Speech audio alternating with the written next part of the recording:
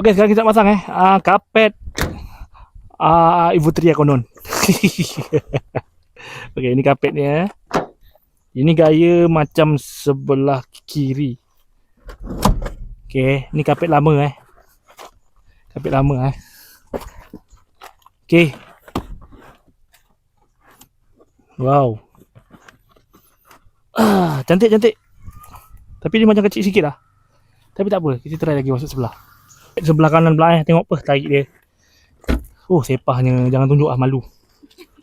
Okey, ni kapet lama buang. Masuk kapet baru. Okey ni. Nanti di vacuum tu. Okey. Kita pasang belakang pula Okey, ni kapet belakang Kita try masuk kapet ni. Betul ke ni? Bukan. Masuk sini. Ke macam ini? Oh, macam ini. Alright.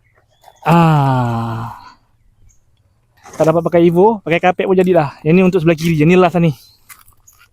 Okey, kita masuk kat belakang. Ni kapet lama, kita buang. Abuk-abuk ni.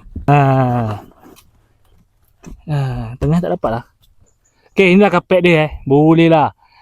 Nampak kemas lah konon. Okey, jadinya sekarang ni tengah cari seat lah. Seat berapa harga lah. Ada apa-apa nanti aku video lagi lah.